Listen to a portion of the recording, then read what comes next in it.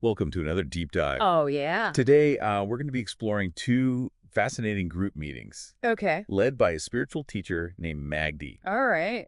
both recorded in November 2024. Okay. Um, they are both packed with insights on non-duality, and we're going to try to unpack those for you. Sure. But we're also going to try to see how they apply to our everyday life. Okay. What questions did the participants have, and what were the key takeaways? Yeah. Let's find out. I think one thing that's really interesting is how Magli doesn't just talk about these concepts in a theoretical way. Right. We get to hear people wrestling with these ideas Yeah. in real time, and I think that makes it all the more relatable for us. Absolutely. Yeah. So let's dive into Magdi's core teachings. Okay.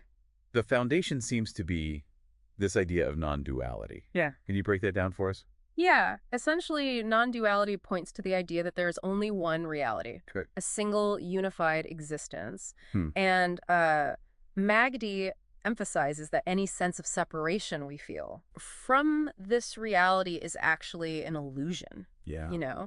So think about the implications of that for a second. Okay. If there's truly only one reality, Right. then the boundaries we perceive between ourselves and the world Mm-hmm. start to kind of dissolve. Okay, so if separation is an illusion, Yeah. then what about our sense of self? Right. Magdi talks about this concept of the I being awareness, Right. not our body or thoughts. Yeah. How can we even begin to wrap our heads around that? It is a profound shift in perspective, for sure. Yeah. Magdi defines I as the pure awareness that's always present, Mm-hmm. the consciousness that observes everything within us, our Yeah. thoughts, our emotions, our sensations. Yeah. It's like the silentness, the Right. space in which all of these experiences arise Yeah. and pass away. So if is this pure awareness, Mm-hmm. then what about all those thoughts Right. that constantly chatter in our minds, Yeah. telling us who we are, what we need, what we should be doing? Right. I feel like that's where I'd get tripped up the most. Well, you've just touched on another key concept, Oh. the me thought. Okay. And these are the thoughts that reinforce Okay. the belief in a separate self. Mm-hmm. So think about it. Those little voices that say, Yeah. I'm not good enough, or I need this to be happy, or, Right. I'm better than them. Right. These me thoughts Yeah. are rooted in the illusion of separation Right. and can lead to a lot of anxiety and suffering. It's like we're constantly trying to define and defend this separate self, Yeah, which keeps us trapped in this cycle of craving and dissatisfaction. precisely. Yeah. And this brings us to Magdi's use of the word transparent Okay. to describe the nature of reality. Right. Imagine looking through a window, you see the world outside, Right. but the window itself is transparent, almost invisible. Okay. So Magdi suggests that the world we perceive, even our own bodies, Yeah. are ultimately expressions of this formless consciousness, like the view through that transparent window. So even our physical experience is ultimately an expression of this underlying consciousness. It is. Yeah, that's a lot to process. It can feel quite mind-boggling, but Right. what's so fascinating is that Magdi doesn't just present these concepts Right. in a detached intellectual way. Right. The recordings include real people like you and me Yeah. grappling with these ideas and asking the questions Yeah. that we all have. Yes.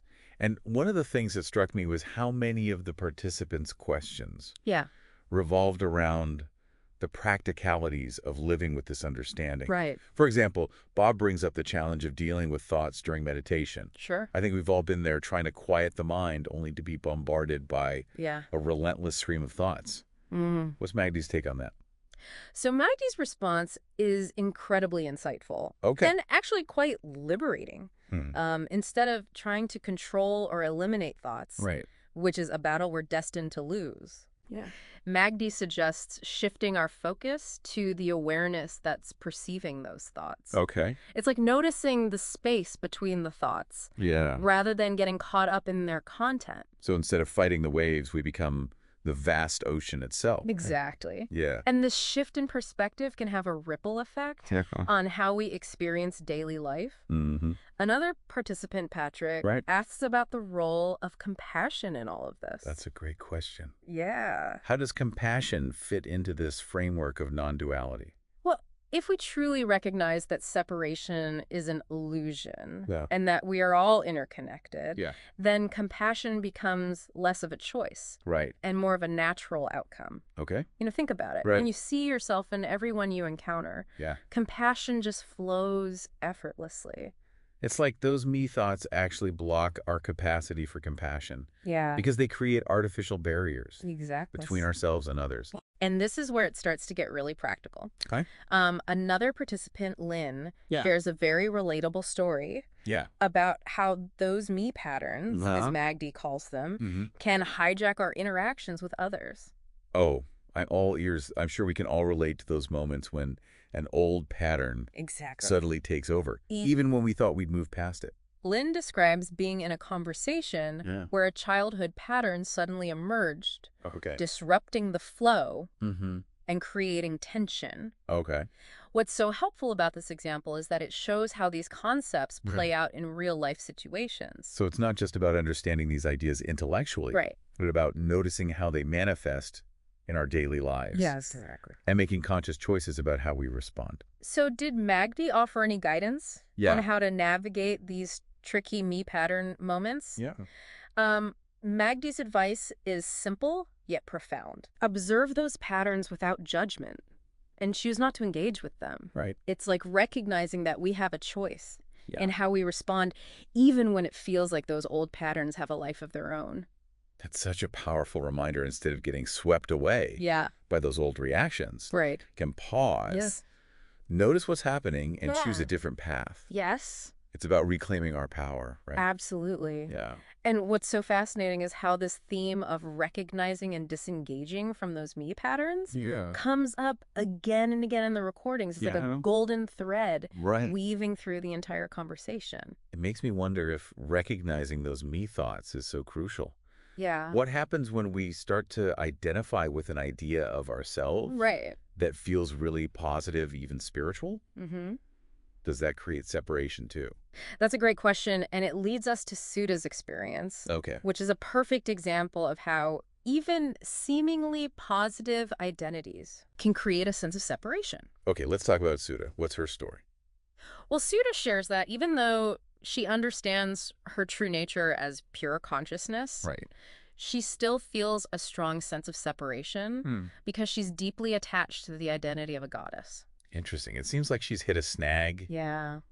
On her spiritual journey. She grasps the concept intellectually, Right.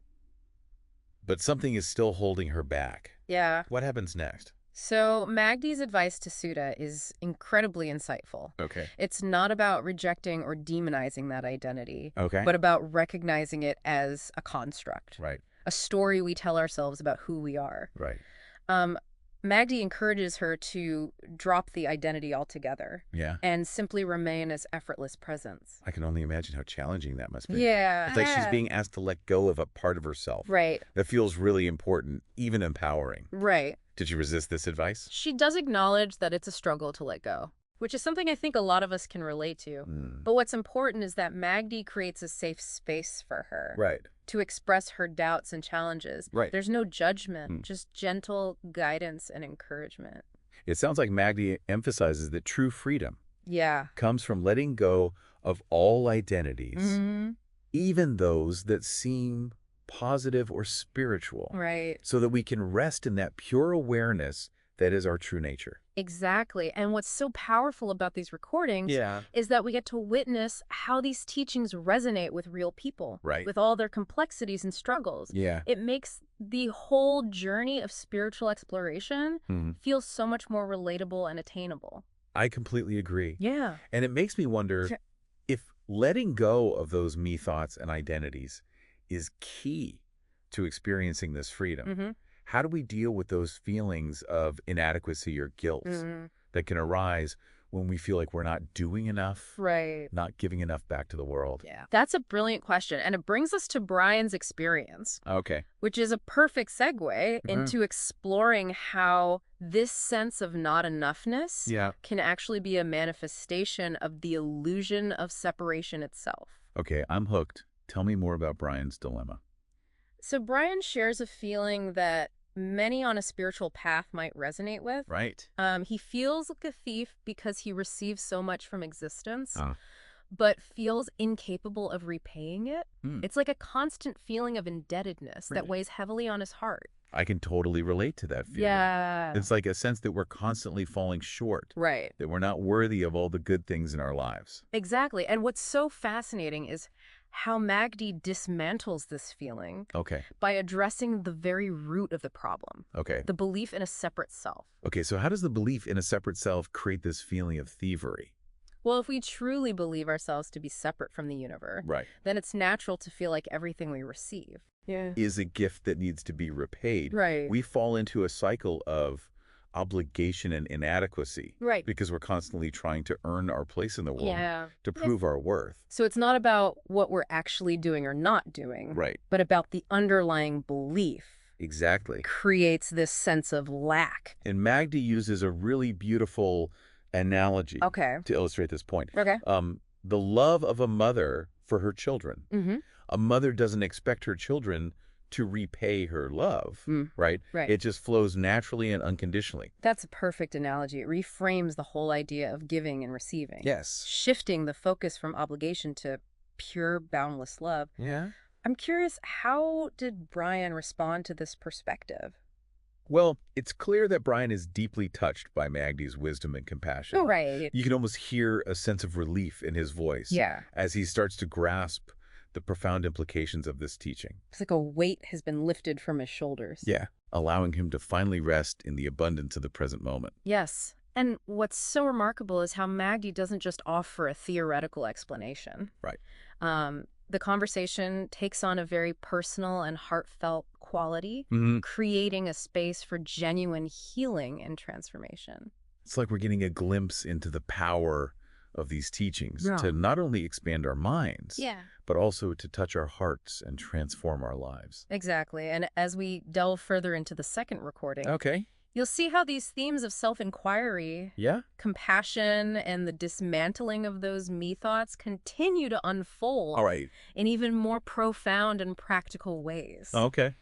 Are you ready to continue our exploration? Absolutely. I'm eager to hear what other insights await us in the second recording. So in this second recording, we pick up with a fascinating discussion Okay. about the awakened mind. Okay. And I think a lot of people have misconceptions about what that even means. Yeah, I've definitely fallen into that trap. Right. Like, does it mean you never get annoyed in traffic again or Right. suddenly develop telekinetic powers or something? Exactly. Yeah. But Magdi actually presents a much more Okay. grounded and relatable view. Okay. They emphasize that an awakened mind Right. isn't about achieving some kind of blissful state 24/7 Right. or gaining special abilities. Okay. It's about being touched by the understanding Yeah. of our true nature, Mhm. of this non-dual reality we've Yeah. been talking about. Right. And this understanding, Magdi suggests, acts like a healing balm on our minds. So instead of striving for some elusive state of perfection, Yeah, it's about recognizing what we already are. exactly. It's about seeing through the illusion of separation and recognizing that our true nature is already whole, Right. complete, and interconnected with everything. Yeah. And this recognition, Magdi suggests, can free us Okay. from those limiting beliefs and patterns that keep us trapped in suffering. Okay. It reminds me of something we touched on earlier. Right.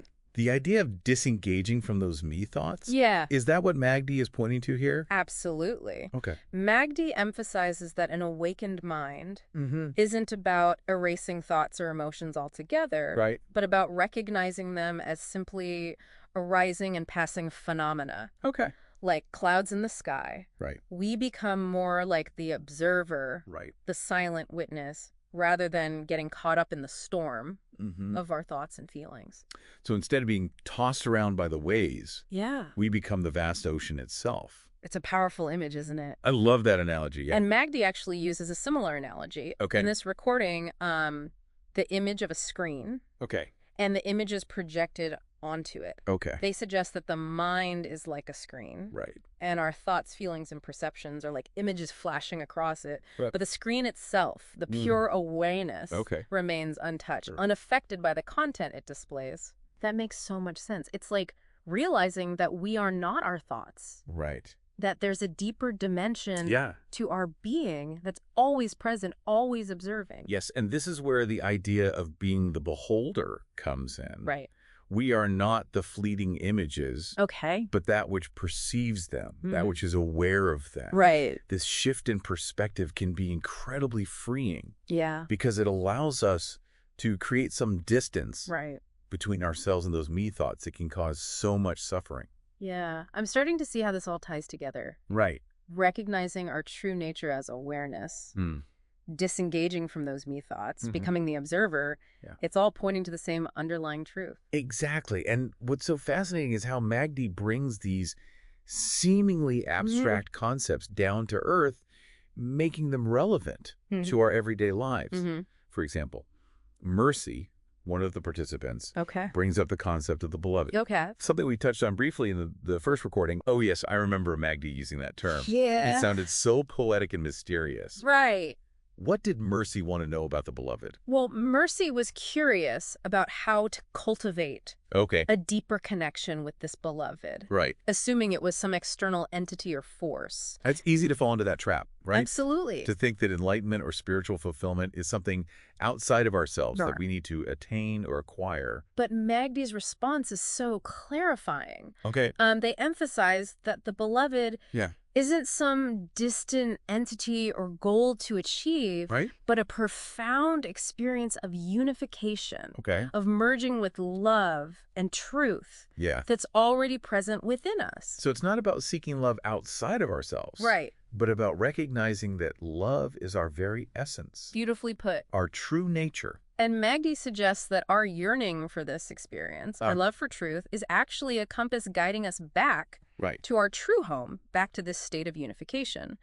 It reminds me of that Rumi quote. Yeah. Beyond ideas of wrongdoing and right doing, there is a field, I'll meet you there. Yeah. It feels like a similar sentiment. Yeah. A recognition that what we're truly seeking is already here within us. Exactly. Beyond all the concepts and judgments of the mind. And what's remarkable is that Magdi even quotes Rumi later. Wow. In this conversation, highlighting how we often imagine ourselves to be separate from this beloved, from this ultimate reality, until we have the realization that we are, in fact, one and the same. It's like waking up from a dream and realizing that everything we've been searching for was always right here, right now.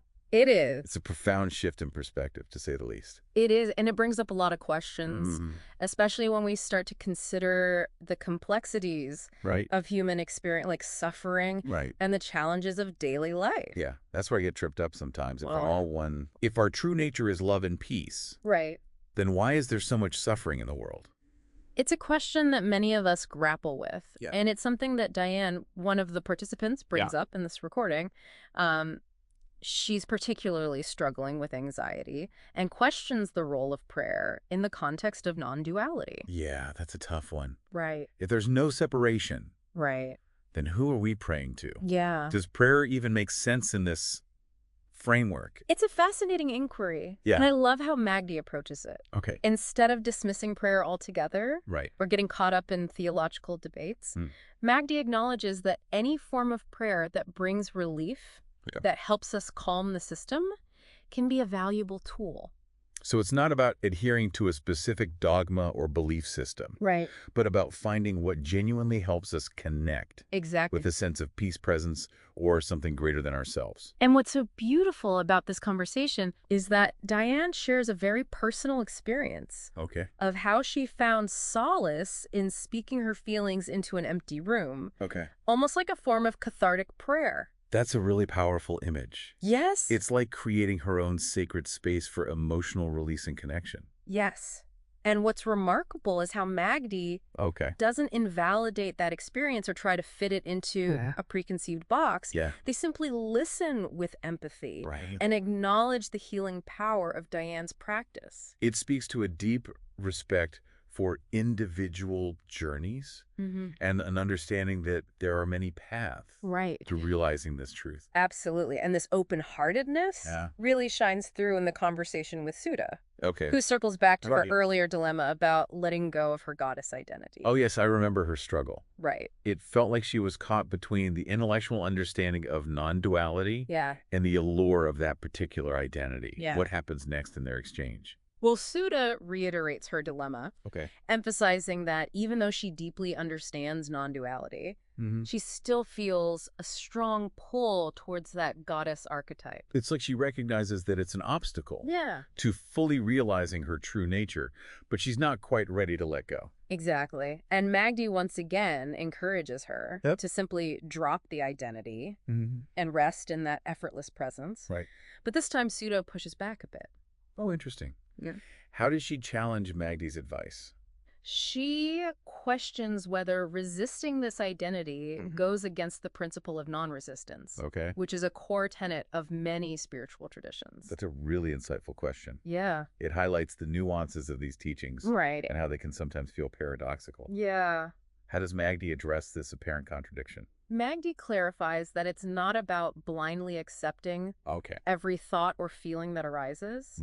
It's about recognizing when an identity or pattern is operating, and then having the option to disengage from it. So it's about conscious choice. Yeah. About recognizing those patterns and then choosing whether or not we want to invest our energy in them. Precisely. And Suda admits that she does have a strong desire to embody this goddess archetype. Right. Which Magdi acknowledges without judgment. Right. It's a beautiful moment of honesty and vulnerability. It shows that this journey is not about achieving some kind of perfect state of detachment. Right. But about being present with what is, even when it feels messy or contradictory. Absolutely. And the conversation concludes with Magdi reminding Suda that the entire universe is her temple, her castle, gently guiding her towards a more expansive sense of self. Right. It's left open-ended, which I think is actually quite powerful. It suggests that this is an ongoing process. Yeah. That we're all constantly learning, growing, and refining our understanding of these concepts. Absolutely. And I think Brian's next question beautifully illustrates another facet of this ongoing journey. He circles back to his earlier feeling of being a thief. Yeah. For receiving so much from existence without being able to repay it. I remember that it was such a relatable sentiment. Right. It seems like he's still wrestling with those feelings of inadequacy. He is, and it's heartbreaking to hear him express such deep-seated guilt and shame. Right. But what's so inspiring is how Magdi responds with such incredible wisdom and compassion. Okay, remind me again. How does Magdi approach this feeling of thievery? Well, they gently remind Brian that this sense of indebtedness arises from the false belief in a separate self. If we are ultimately one with the universe, then who is there to repay? It's like realizing that giving and receiving are two sides of the same coin. Exactly. There's no separation, therefore no debt to be paid. And Magdi uses a really beautiful analogy to drive this point home. They compare it to a mother's love for her children. Right. A mother doesn't expect her children to repay her love, right? Right. It flows naturally and unconditionally. It's a perfect analogy. It shifts the whole perspective. Yes. From obligation to pure, boundless love.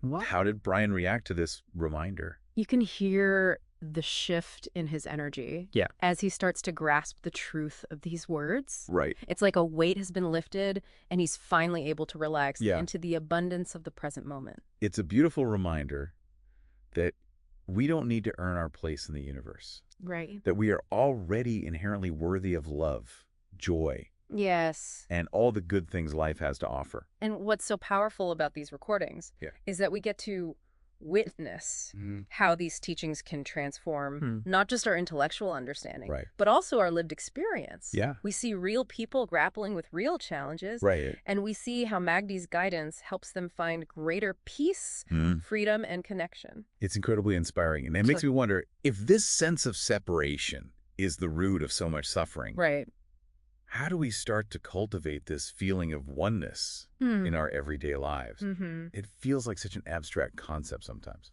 That's a great question. And it leads us to Diane's next inquiry. Okay. Which takes this conversation to a whole new level of depth and vulnerability. Okay. Are you ready to dive deeper? Absolutely. I'm on the edge of my seat. So Diane, who earlier talked about finding solace in speaking to an empty room, expresses that while she finds comfort in that practice, she still feels a strong sense of separation. Almost like she's deluding herself because, in her words, there's nobody to pray to. That really resonates. I think a lot of people, myself included, can get caught in that tension between the felt experience of prayer and the intellectual understanding of non-duality. It's a very human struggle, but what's so inspiring is that Magdi doesn't dismiss or invalidate Diane's experience. They acknowledge that if prayer helps her calm her system, then it's valid practice regardless of whether there's a receiver on the other end. It's like Magdi saying, hey, if it works for you, if it brings you peace and connection, then don't overthink it. Exactly. And then Diane shares something incredibly profound. Okay. She describes how during a period of severe depression, she found immense relief by spending hours each day. Wow. Simply speaking her feelings into an empty room. Okay. She wasn't directing her words to any specific deity or entity, but the act of expressing herself in this way brought a profound sense of release and healing. It's like she intuitively tapped into the power of releasing those pent-up emotions. Yes. Creating her own sacred space for processing and healing. Yes. And what's so beautiful is how Magdi not only validates this experience, but also expresses genuine interest in it, even suggesting that Diane's son, who is a therapist, might benefit from hearing about it. Yeah. That speaks volumes about Magdi's openness and willingness to learn from the experiences of others. Yeah. Even when those experiences might challenge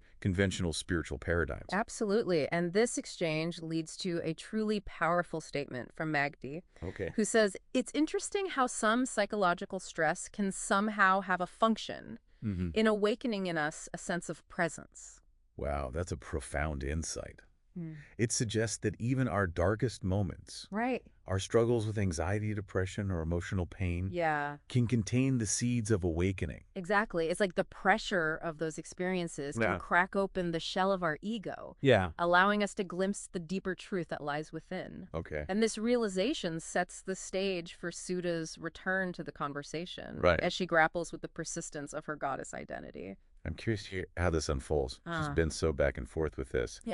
Recognizing the limitations of the identity, but also feeling drawn to it.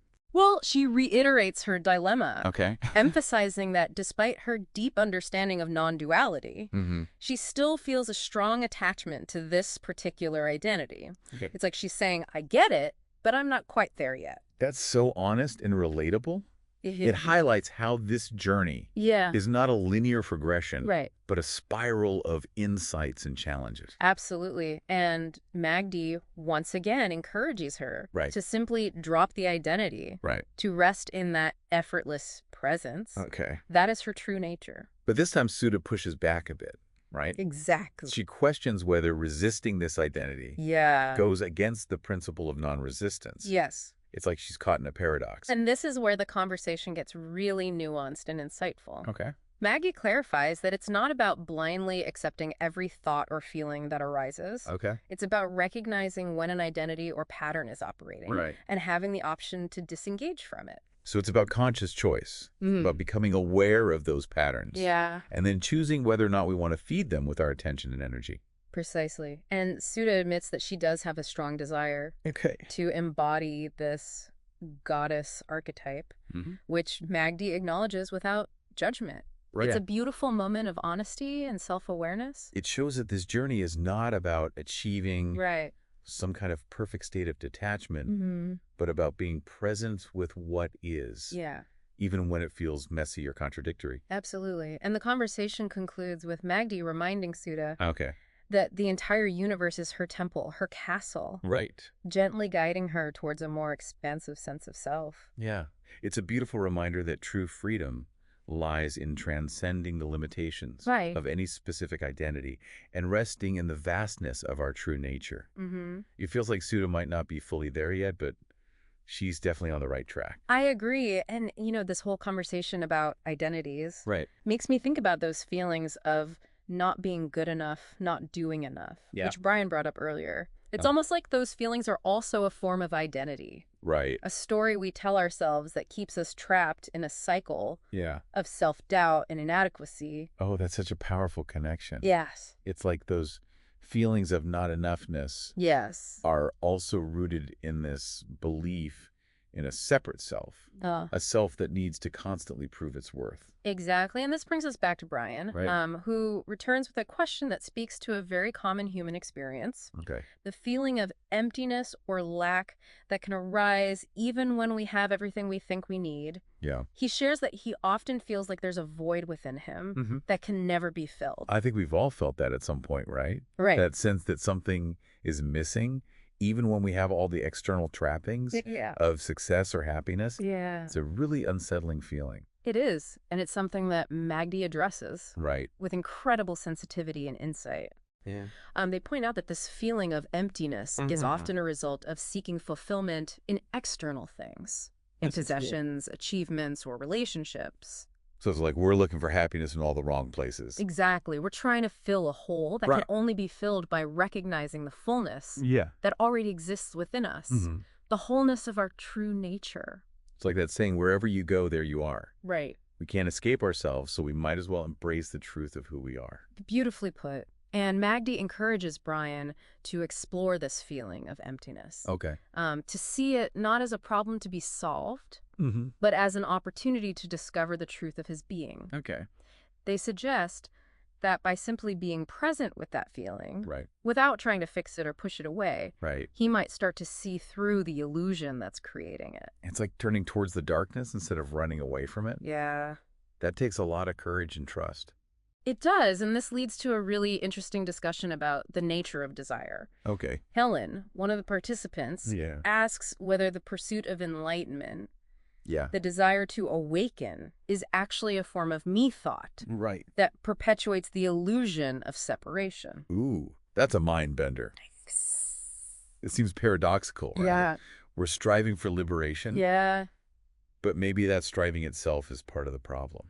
It's a fascinating question, and Maggie's response is both subtle and profound. Go on. They acknowledge that the desire for awakening can indeed be a trap. Okay. If it's rooted in the belief that we are separate from enlightenment, that we need to achieve something or become someone different to experience it. So it's not about eradicating desire altogether. Right. But about shifting our understanding of it. Exactly.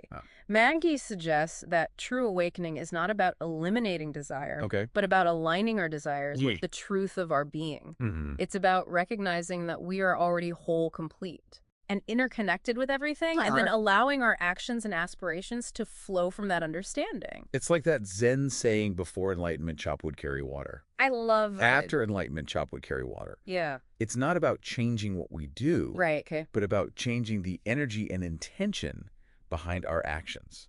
And this brings us to a really interesting question from Mark, who asks about the apparent solidity of the world.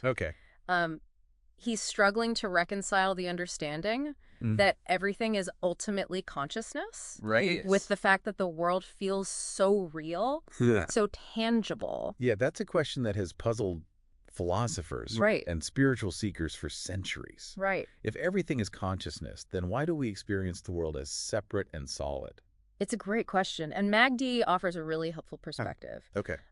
They suggest that the world appears solid because we're perceiving it through the filter of our senses and conditioned beliefs. So it's not that the world isn't real, but that our perception of it is shaped by our limited understanding. Exactly. And Maggie points out that when we recognize our true nature as awareness, the world doesn't necessarily disappear or become less real.